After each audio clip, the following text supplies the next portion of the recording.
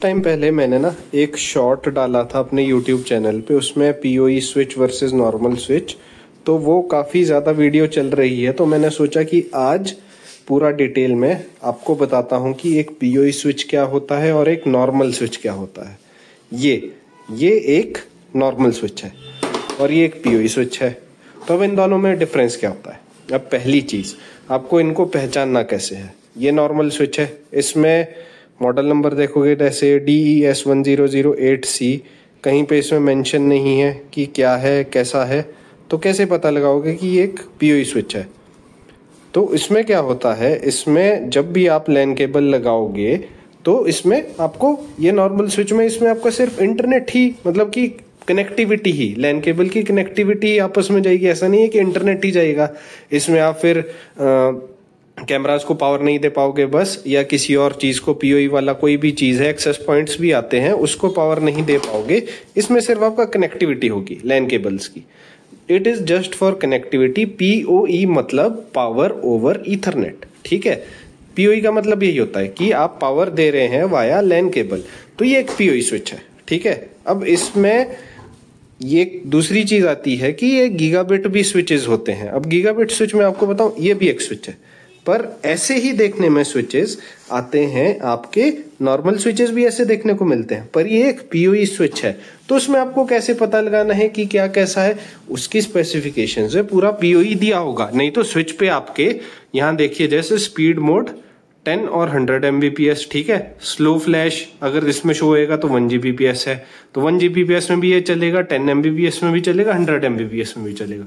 अब देखो ये 10 गिग वाला प्रॉपर एक चीज है, ये तो 1G वाला है, ठीक है। पर ये 10G वाले हैं। इनमें कई स्विचेस में आपको ये फाइबर पोर्ट्स भी मिलते हैं, इसको हम साइड में रखेंगे। अभी इस टेक्निकलिटी में मैं नहीं जाऊंगा, अभी सिर्फ हम बात कर रहे हैं PoE स्विच और नॉर्मल स्विच की। तो यहां देखिए, PoE mode off, no PoE, slow flash on, PoE enabled, ठीक है।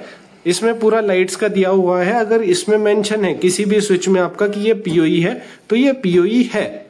और ये कौन सा PoE है, 100 Mbps या गीगाबिट है, ये इसमें मेंशन किया होगा। यहाँ देखिए 1 Gbps, तो मतलब कि 1 Gbps है, ठीक है। और फाइबर का तो मैंने बता दिया, जिसे आपको अभी इग्नोर करना है, अगली वीडियो में वो जरूर बताऊंगा, ठीक है। अब ये टेंडा का स्विच है, ठीक है। तो ये आपका 8+2 है।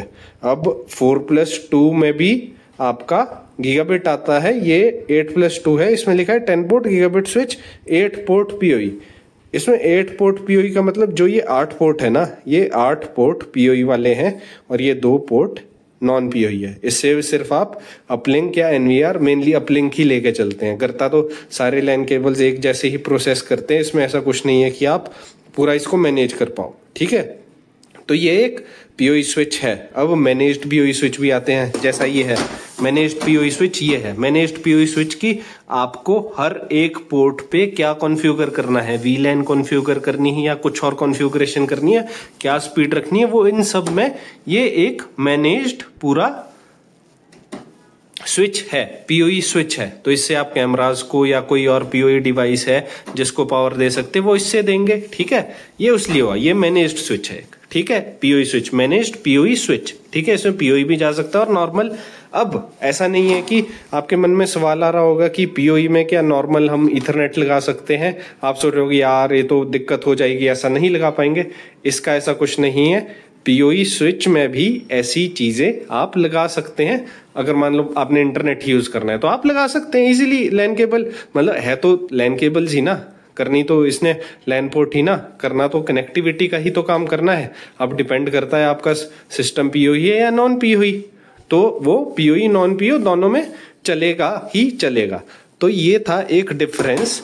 नॉर्मल स्विच ये रहा, ठीक है। नॉर्मल स्विच में सिर्फ कनेक्टिविटी होती है, आपकी पावर ओवर ईथरनेट, मैंने बोला कि लैन केबल के थ्रू पावर डिवाइसेस के लिए नहीं जाती है, इसके थ्रू वो जाती है। अब इसमें भी आपके अलग अलग साइज के अलग अलग पावर वाले पोर्ट्स आते हैं। अब इसका मेरे ख्याल से 120 वॉट्स इसकी मैक्सिमम आउटपुट है इस PoE स्विच की, 8+2 की।